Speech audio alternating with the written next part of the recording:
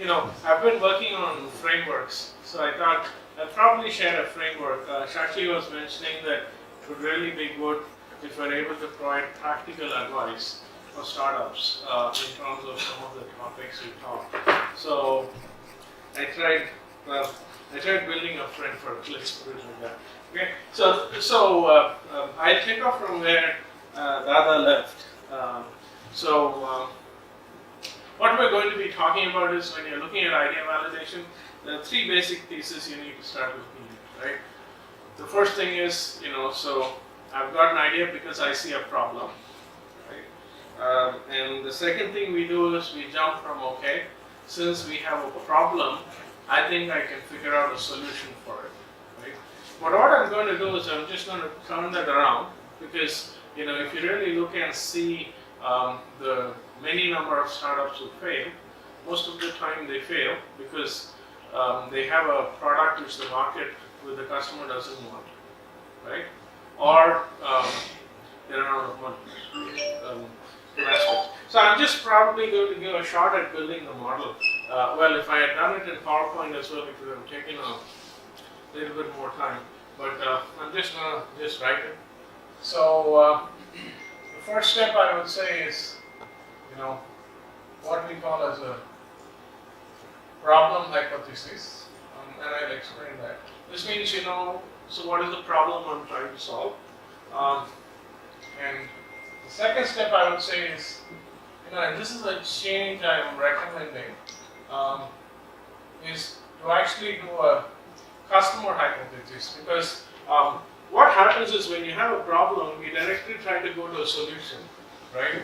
And if you go to a solution and then you try to figure out a customer, there's a problem there. So when you have a problem, I think what you should do is directly see, okay, so I'm trying to address this problem. Do you think there are customers who are probably going to look at, who would be interested in the problem I'm trying to solve? Now, I think that's a very critical part. And I've seen, so when we run these hackathons and other things in IIC and other places, I see a lot of people who quickly go from problem to solution and then try to figure out who the customer is.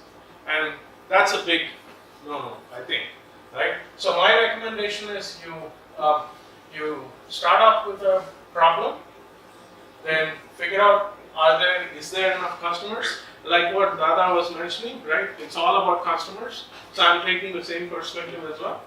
And once you think that, yes, there's a customer base, then you start looking at the solutions. This is a trick because most of us are wired differently. We're all technology chaps. So we really like to go from problem to solution. But I really think you have to interject that with a market approach to it, right? So what I recommend here as well is for each step, right, you come up with, so you obviously will have a list of assumptions. Right? So my recommendation is you have a list of assumptions in terms of each one. What could be the problems, right? Who could be the customers? What could be the potential solutions? My next step I'm going to recommend is take the riskiest of the assumptions, right? And then do what is known as a design of experiments with it. What does that really mean? That means you actually take the riskiest assumption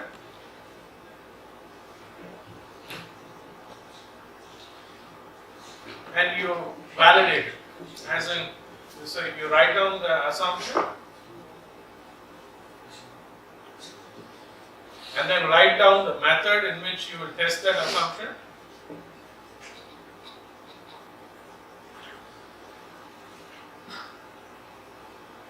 And then write down the success criteria for the assumption.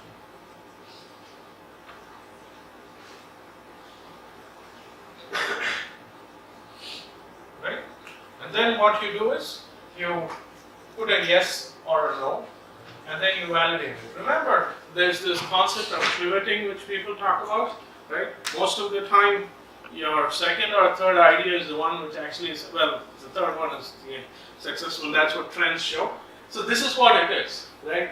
So when you list your assumptions and you run this, you normally will pivot here. Once you run the assumption, you have a method to test the assumption. Let's say, for example, I've developed this, let's say, phone-based, mobile-based medical diagnostic device, which actually is going to disrupt the marketplace because of the low cost, right? So let's say some of the assumptions I have are that I will price it at, let's say, 500 rupees a test, right? And the way I will test the assumption is, let's say I will talk to 100 doctors. And the success criteria is, I would say more than 80 doctors should say yes, that's a good price. Right? That's the way you actually develop this framework. And you do that not only for the problem, but for the customer and for the solution. And I guarantee you this, if you do this, there's a good chance that you'll actually have a validated idea. I think, right? And there are different ways in which this gets explained, but I just thought this is the most simple way for you to do it. And I recommend you try this out. I think you'll find a fairly decent success factor, because I've been running this similar framework with a few customers of mine, and so far the initial results seem to be fairly decent. Okay? Any questions you guys have on this?